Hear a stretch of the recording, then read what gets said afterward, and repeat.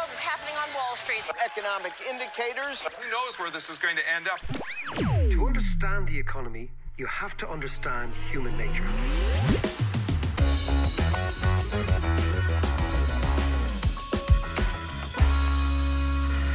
How you doing there? It is David. It's the weekly podcast. We are coming from the Set Theatre in Kilkenny. We're in the middle of the Kilkenomics Festival. It has been a hoot. And what's been really, really nice has been the amount of people who've come up to me and said, listen, we love the podcast. We're here because of the podcast. So thank you very, very much. We've had a bumper year. We've sold a huge amount of tickets. And it seems like we're building a bit of a gang, a community out there, a podcast community. So Thank you all very much. I'm here with John. I've dragged him in off the street. He's bedraggled and on top of his game. How are you, Head? Bit of a fuzzy head, but what a weekend. What a weekend. Who's your highlight? Well, I mean, there were many, John, but interviewing Paul Krugman, the Nobel Prize winner, in St. Canice's Cathedral with 900, maybe 1,000 people in a beautiful Gothic cathedral, and listening to, for me, the best economist, not only of his generation, but maybe the last close to 100 years. I mean, he's up there in my view with Keynes. I mean, he's a really brilliant person. Yeah. But also, and again, for people interested in economics, if you're just coming to economics through the podcast for the first time and you're liking the stuff we do, I cannot advise you more than to read early Krugman. There's a great book called The Accidental Theorist, which he wrote in about 1995, which will explain economics brilliantly to you. Or there's a great book called The Return of Depression Economics, which he updated after the 2008 crisis. These are really fantastic kind of touchstones of how to write economics, how to think about it. So, and also the lovely thing is everyone had warned me that he was really grumpy.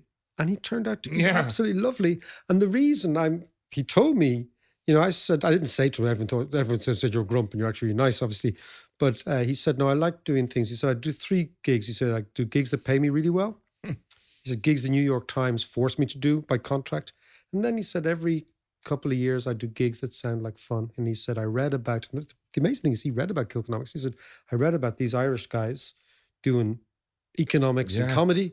He says, I like the sound of that, so I'm here. Fantastic. So he was in a good mood, and then he was very generous. And what was brilliant about him as well was the way he was kind of interacting with Yanis Varoufakis and Dan Ariely and Samantha Power. Yeah. And the way all those conversations going on was brilliant. Yeah, and we had a really interesting conversation last night with Dan Ariely, Yanis and Paul about how to make economics better. You would think, That was a great session. A couple of years ago, you'd think would 20 people turn up to that? And there was about 1,000 people in that room. Yeah. It was an extraordinary gig. So if you missed Kilkenomics and you're just listening to us wherever you are, we have recorded many of these conversations with, for example, Dan Ariely, again, fantastic stuff with Yanis Varoufakis. Samantha Power was fascinating, Obama's human rights advisor. A really interesting one was Betsy Stevenson, who was Obama's Council of Economic Advisors, was the head of the US Labor Department. She was fantastic. An amazing woman. I've always read her stuff. And again, emailed her during the year, asked her to come over. She said yes. So we have all these amazing conversations, I think really fascinating conversations, which we'll share with you on Patreon. And again, if you like our stuff, John, myself and JM, love putting the cast together, as you know.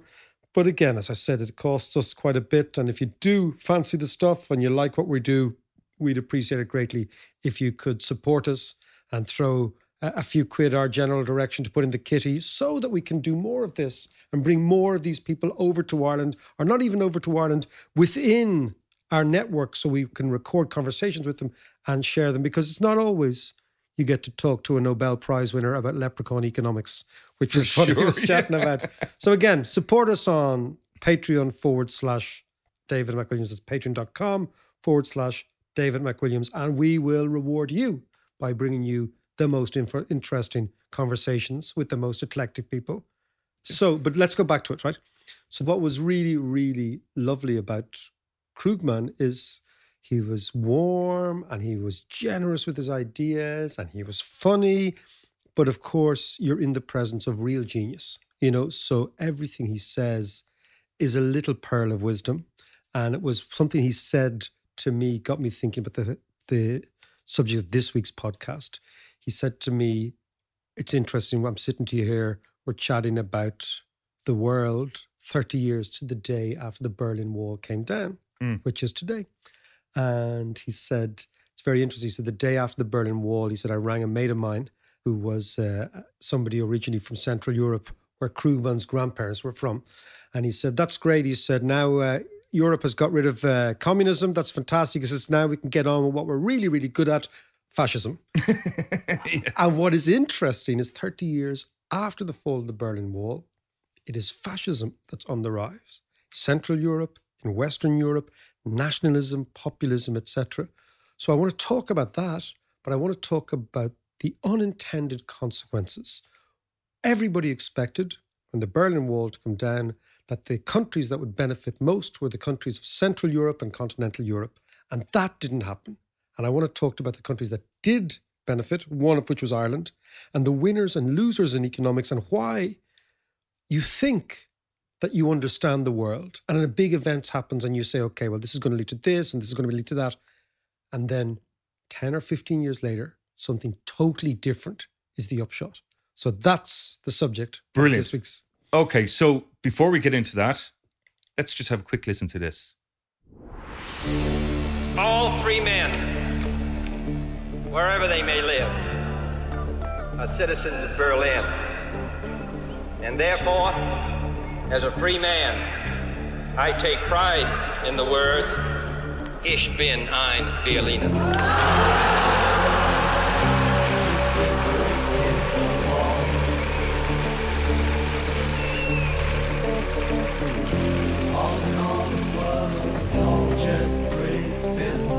Mr. Gorbachev, tear down this wall.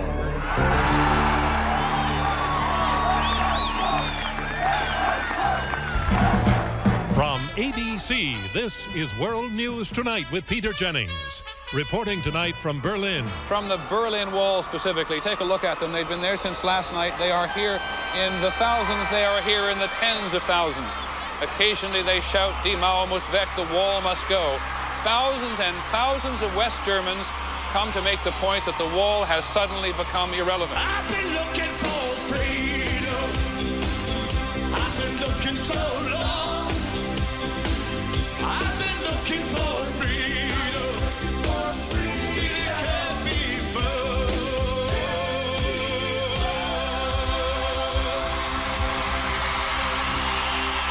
Who was that at the end?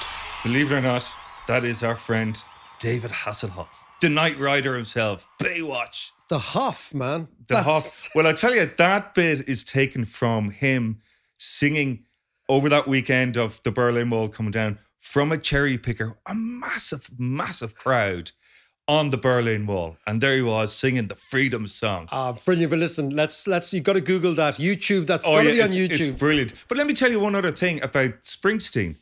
The year before, in 1988, Springsteen did a gig in Eastern Europe to 400,000 people. And he did a 4-hour gig. There is no accounting for bad taste. But he had, they say he inspired the East Germans and down came the wall. Rock and roll. So rock and roll brought down the world. But anyway, before we go any further on that, let's talk about Germany. Let's talk about that moment that the wall came down and then what it meant both in Germany, but in Central and Eastern Europe. Let's bring it back to Ireland. And you have a big theory on this. And then we look at all the other stuff with Krugman's sort of note about the rise of fascism. Yeah. Well, I think, John, what I've always found fascinating about economics is the way in which it shifts. That you think one thing's going to happen and then something totally different happens. Yeah. That's something that I'm always very, very well aware of. And it also cautions me about making these great big statements about the future because, sometimes you're blindsided. And I think the lesson of the fall of the Berlin Wall is one that we should heed in terms of what happens when a big event occurs, which people have been waiting for, albeit unexpected at the time, but you think this is going to lead to a chain of events that take us on this road. And in actual fact, it leads to a chain of events that take us on another road.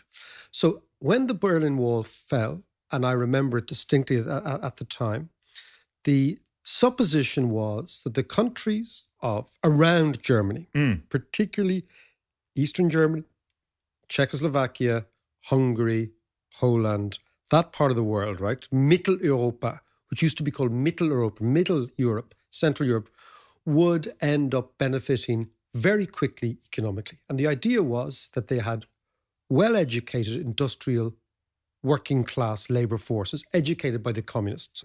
And the communists may have been many things, but technocratically and technically they were very able. Second thing is a country like Czechoslovakia, for example. Czechoslovakia was the most industrialized country in Europe before the Second World War. Yeah, so they had all the infrastructure. Huge industrial legacy. And you know the way people who do fitness, like Neil, when I do boxing, talks to me about fucking muscle memory. I'm like, man, I have muscle amnesia. I have no memory at all. But countries also have industrial memory. So that the idea was that these countries had this educated industrial class waiting to be liberated. Then investment funds would flow from the West. Those investment funds would be attracted in by two things. One is the wages were lower, number one. And two, that these countries were very close to the main market. The main market was always going to be Germany or France, a big industrial... And the opening new market of Russia as well. And the opening new market of Russia. And that these countries and countries further to the east would get this massive, massive gain really quickly. And that those gains would be permanent. And that those were the countries that would benefit most from the end of communism, because those are the countries that were communist. Yeah. And if you believe that communism wasn't good for you, then you take communism away, then the gains would come most immediately and most permanently to the countries that were under communism for 40 years. That was the theory. But something else happened in practice. The country that actually did most spectacularly well in the 30 years after the fall of the Berlin Wall was not Eastern Germany or even Germany itself, was not Czechoslovakia, was not Poland, was not Slovakia, Hungary, any of these. It was Ireland. And the question is, how did Ireland, the country that at the time nobody mentioned, when the Berlin Wall came down, the only Irish people who twigged that this was a big moment were U2, and they actually went over and camped there and produced Achtung Baby. Yeah. Most Irish people said, oh, this is something in Germany, whatever. And certainly the rest of the world wasn't looking at Ireland. So the question is, if you look 30 years after the Berlin Wall came down, the country that has had the most significant increase in its income, the most significant increase in living standards, the most changed industrial base, the biggest increase in immigration, which is always a good sign of dynamism, and a massive change to the middle class is Ireland. How did that happen when it wasn't expected? Yeah, okay. So now talk me through this, because this is a curious one. It is a curious one. So what happened was the Berlin Wall comes down. Everybody thinks, okay, Germany is now going to be a united country. Mm-hmm. A united Germany has historically had a weakness for going to the east. It was called the Drag nach Osten under Bismarck. Hitler called it something else. But the idea was that everyone thought Germany was going to pivot away from Western Europe and the European Union, which had glued it to the West since 1957, which was the Treaty of Rome, and then all the subsequent treaties in the European Union based around Brussels. The NATO members thought, hold on a second. I mean, NATO being Britain and America, thought, hold on a second, a unified Germany, we've got to figure out where that is militarily, because that was our buffer zone against the Soviet Union for 40 years. Now, what are we going to make of it? And Thatcher had a particular disliking of Germany in general. Yeah, she had Mrs. Thatcher was a war baby. She was a product of the Second World War in Britain, so she had a totally different. And they actually had taken in, I believe, a Jewish immigrant. They had taken in Jews, like a lot of British people did, a thing called the Kindertransport, which got Jews out at the very, very end in 1938 out of Austria and Germany. But the European Union said, okay, Germany's unified. What do we do? We've got to anchor the Germans back into Western Europe. Mm-hmm. So the price the Germans are going to pay for unification is going to be, they're going to have to give us their currency, right? The Deutschmark. So we're going to create the euro. So the French bureaucrats came up with the idea, which was basically on the back burner for ages, of a euro. Nobody in Europe took it really seriously. The French said, this is our opportunity.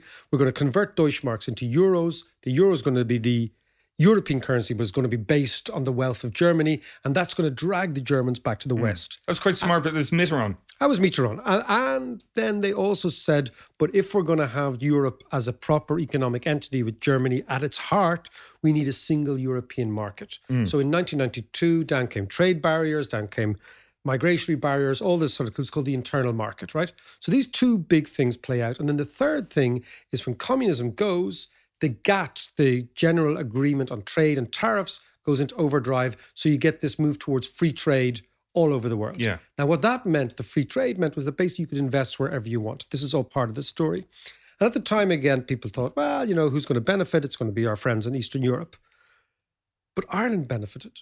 And so what actually happened was when the single market opened up, Europe became a market of 320 million, soon to be 500 million people as we expanded to Eastern Europe. Yeah. That is gold dust for a large company.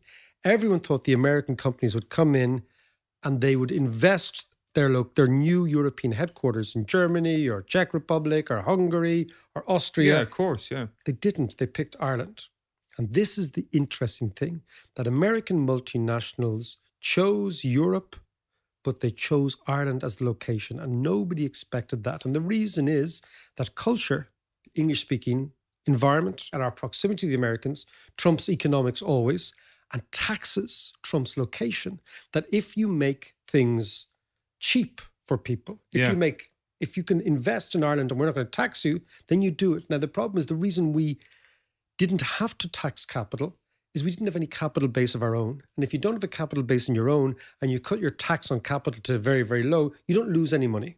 Whereas if you're Germany or if you're any of the former Soviet countries, you have a capital base, you're generating tax from that. If you cut tax, you lose revenue. So they couldn't do it. So did this apply to the UK as well? Because, I mean, they had the culture and the language as well. The UK has always had a very significant class war element in its politics. So it has taken the UK many, many years to cut corporation tax, because the Labour Party traditionally would never cut corporation tax because it's a tax on fat cat capitalists. Yeah. You know, the Jeremy Corbyn. So we managed to engineer this situation where Ireland benefited much more than any European country from the fall of the Berlin Wall, because American investment chose Ireland number one.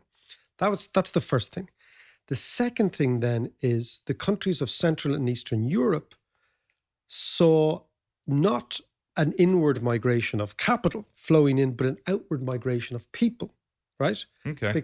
Which is why Ireland is full of Polish people. Yeah. Why do you think this place is full of Lithuanians and Poles and Hungarians? Stonewashed jeans. Stonewashed jeans, mullets, the whole thing going on, right?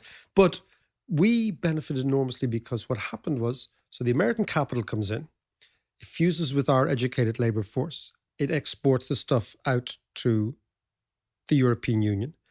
When we start to run out of domestic workers who are domestic talent, because we're so small, because we're in the European Union, because the Eastern Europeans are here, because they want to travel, they come here. So suddenly we get a brain drain coming from Eastern Europe and we get a brain gain in Ireland. This all happens over the first 15 years after the Berlin Wall falls down.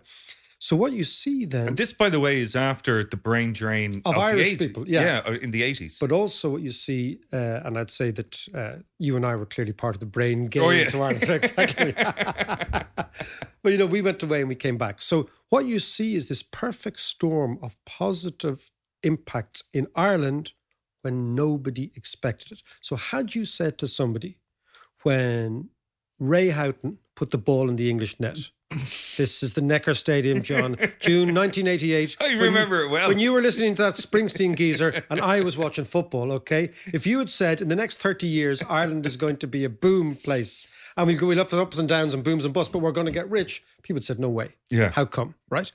And that's the interesting thing. So there's another layer in this story. When communism falls in Europe, the Politburo in Beijing is watching all this. And they're watching the implosion of the Soviet Union. And they're watching the Soviet Union break up into its constituent parts. And they're watching the Communist Party disappear. And they're watching the Warsaw Pact, the military alliance, disappear, and NATO moving towards the Baltics and towards the bottom end of Ukraine. And the Chinese are saying, whatever the fuck happens, that's not going to happen to us. And this is not long after Tiananmen Square. This is 2 months after Tiananmen Square. So they say, we are going to do the following. We realize that if we are weak, the Americans, the West, will destroy us.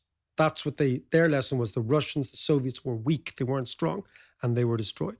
So we've got to get strong. How do we get strong? We create a manufacturing powerhouse in China. How do we do that? We do that without this democracy, because the democracy makes you fragile. Would they start from scratch then? They were more or less starting from scratch. Right, okay. Because Mao Zedong had these crazy ideas of the Great Leap Forward, he had collectivization of agriculture. They were very, very...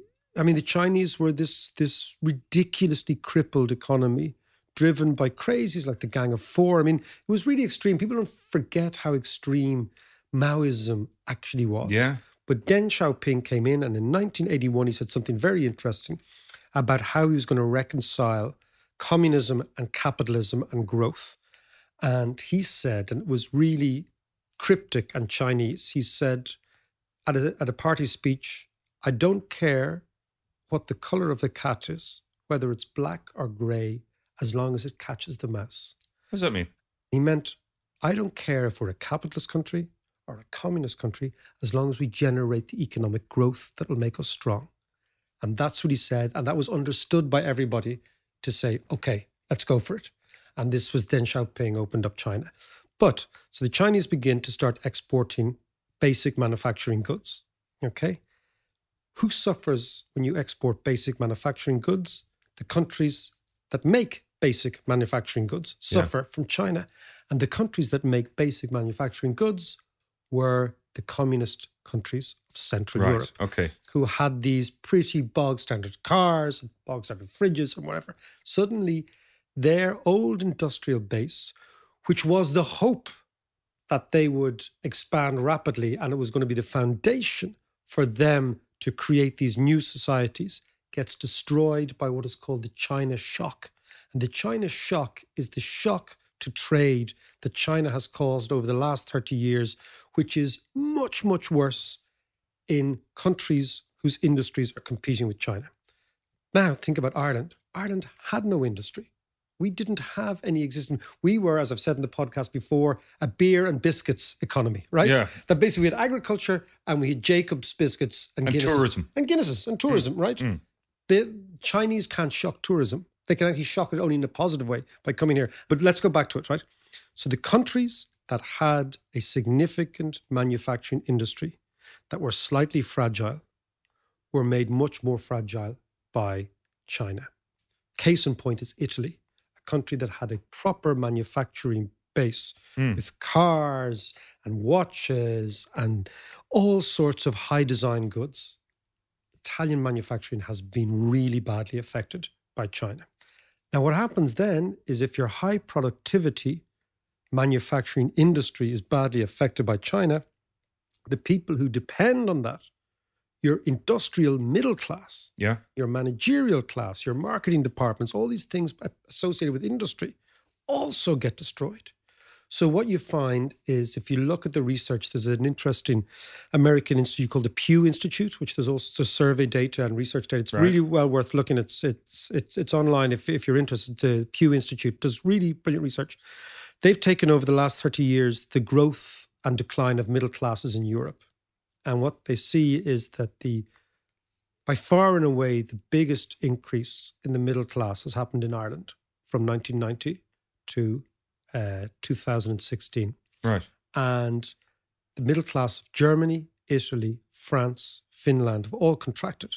And the reason the German middle class contracted was because they got 18 million poor East Germans into Germany, which dragged down the average income. The Italian and French middle class has shrunk because Italian and French industry has shrunk. And likewise the same in Finland. Finland had one company called Nokia. Nokia was a world beater, and then it collapsed and it destroyed a huge part of the productive class. So Ireland has no industries that can be destroyed by China because we had no industries. But the American multinationals come in and they start to invest. And I just give you a figure on American multinational investment. American multinational investment is now in Ireland. The accumulated total is over $750 billion of investment. Holy moly. It's 250% of GDP. It is by far and away the most significant foreign direct investment figure in the world. Now, some of it is kind of Google, jiggery fokery, and Facebook, but lots of it is Boston Scientific and Pfizer and Intel and all these proper companies. That's just to put that in perspective, that 744 billion is more than what China has invested in all of Africa. And it's incredible. So I don't think Irish people realize, because there's so much at the moment criticism of the multinationals, because, for example, like big tech, for example, these companies are now as toxic as big oil in the past and the big banks in the past, and they've become more toxic, and we're kind of in the front line of this, but we don't understand that there's... Sorry, what do you mean by toxic? Well, if you look at Facebook, I mean, Facebook has now been accused of being the single biggest purveyor of fake news. Yeah. They are being accused of robbing the tax base of lots and lots of countries. They are being accused of amplifying inequality. So my own sense, and it's definitely a few podcasts in itself, is the changing nature and reputation of Silicon Valley. And we'll definitely go into that. Yeah. For Ireland, the problem is we're Silicon Valley in Europe because we are home to those companies. But while we talk a lot about Facebook and Google and LinkedIn and all these, there are other companies in Ireland. There's the Boston Scientifics, the Intel, the Pfizer. These are real companies employing many thousands. Your brother's employed more than Dickie, But tens of thousands of Irish people have got jobs in these multinationals, which has created a whole new class in the country of technically very able people who are competitive in the international world, who can actually work anywhere they want. And these people are the new industrial class. So as other parts of Europe's middle class shrunk because of globalization, Ireland's middle class expanded dramatically because of globalization. Yeah. And this expansion of the middle class is, I believe, the reason that Ireland doesn't have a fascist party.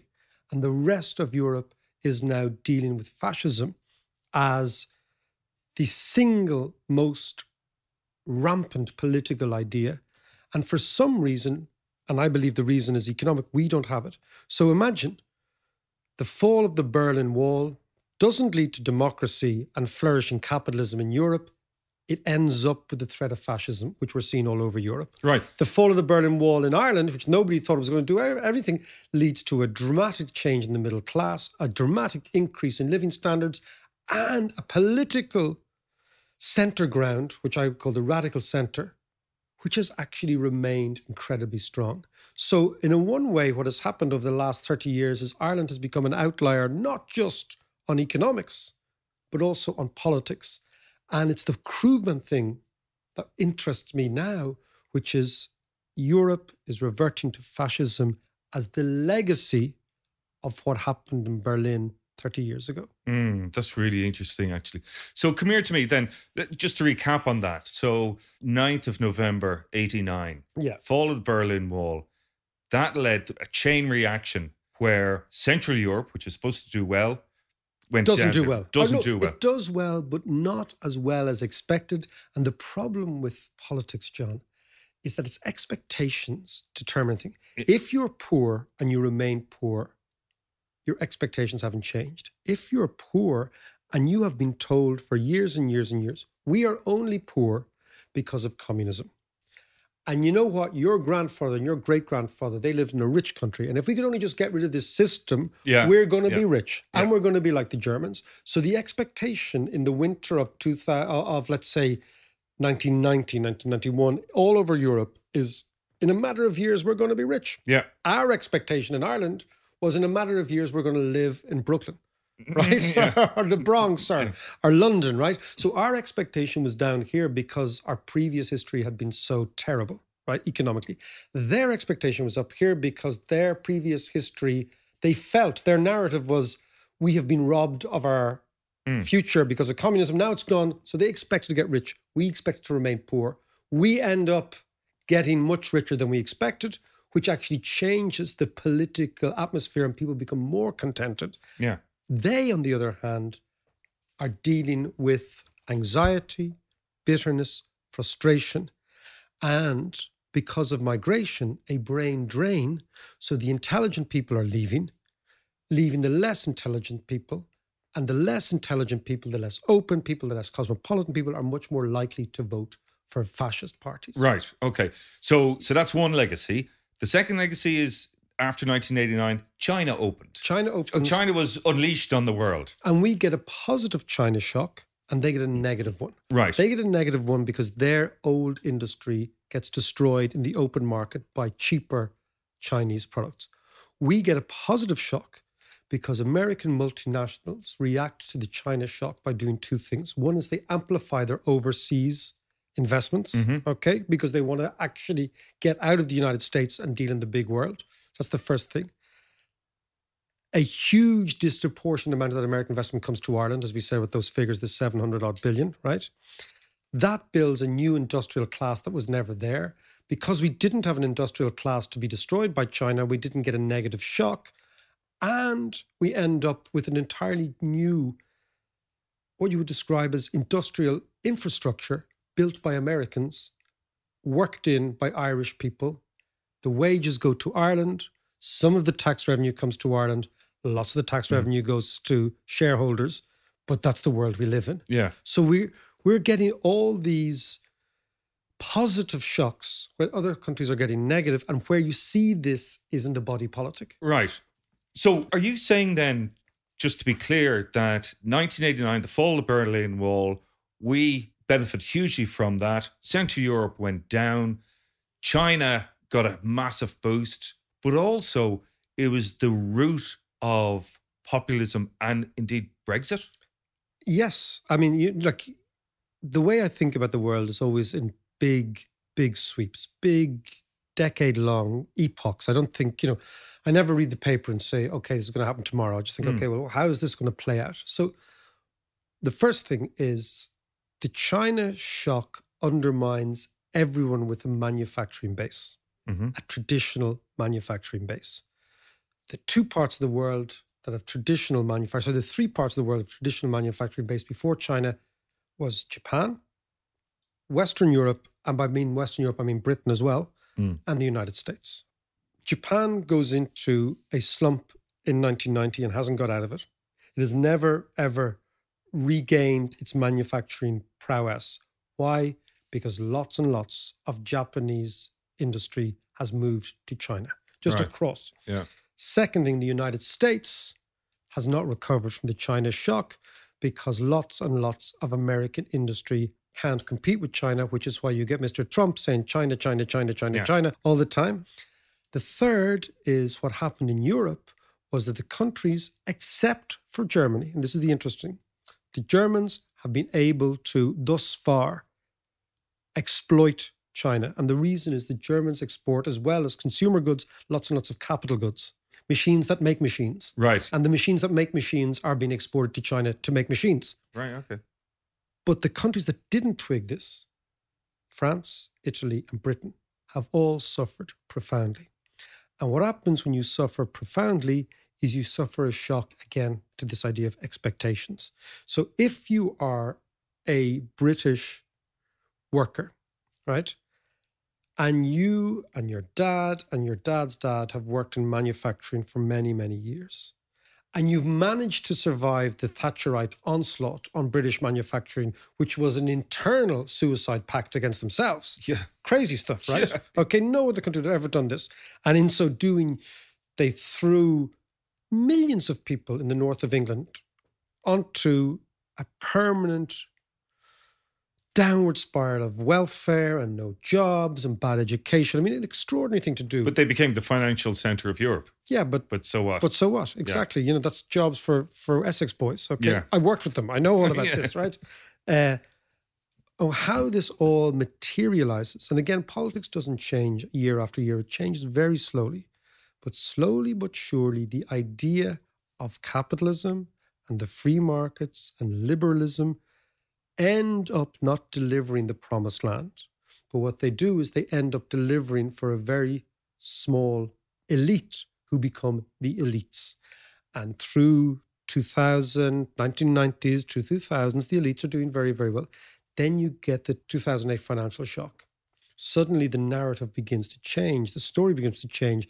The average dude who's carrying all this stuff and is suffering from the China shock and has expectations that he's going to be rich, but he doesn't have a stake, they suddenly say, hold on a second, it's that elite that is the problem. And country by country, slowly but surely, you see people lurching back to the protection of the flag, of nationalism, of the tribe. So it begins with Le Pen in France, Le Pen Senior, and then Marine Le Pen. Yeah. Then in Italy, almost out of nothing, the Italian Northern League comes up, now the Italian League, and Salvini is in power. In Poland, you see a shift to the extreme right, very liberal. In Hungary, in Germany, the AfD, the Alternative for Deutschland, have now got 12%. And of course, in Britain, it manifests as Brexit. It's a nationalist movement saying, we're going to protect you from these horrible Europeans and take back control. Think even the slogan, take back control. It's not even take back control from the Europeans, it's take back control from the elite, take back control from the city, take back control from London, etc. All the while, Ireland is going more and more liberal when the rest of the world is going more and more illiberal. We have referendums on abortion, on divorce. The leader of Ireland is a gay Indian, son of an immigrant. You know, that would never have happened when we were kids.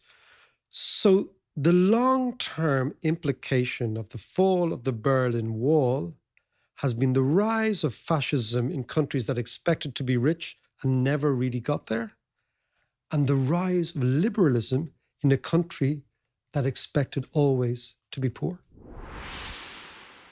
Hope you enjoyed that. Before we let you go, here's some of our premium content. And don't forget that on Thursday week, that's November the 28th, in Vicar Street in Dublin, John and I and JM will be live for the inaugural David McWilliams podcast, which is the final show of the Dublin Podcast Festival. Tickets are at Ticketmaster. They're going incredibly quickly. So get in. If you, as they say, if you're not in, you can't win. And we'll all see you face to face Thursday week. Peter Frankopan, ladies and gentlemen. That one of the ways that the Chinese are trying to work that out is to say, we're going to do the Belt and Road Initiative. We're going to rebuild the Silk Roads that's going to allow other people to connect into this happy world where all of us in Asia get along with each other because we don't have problems about religion and division and cooperation. So we won't mention the Uyghurs and so on. The Chinese, they edit that bit out. But they try to create a structure to say we're stable and Europe and the West has always been difficult and dangerous. And I think we need to confront, there's some truth in that, and we now need to start working out what is our reply, what's our response. If you enjoyed that, you can hear the full episode and much more by joining us on Patreon, which is patreon.com/David McWilliams. See ya.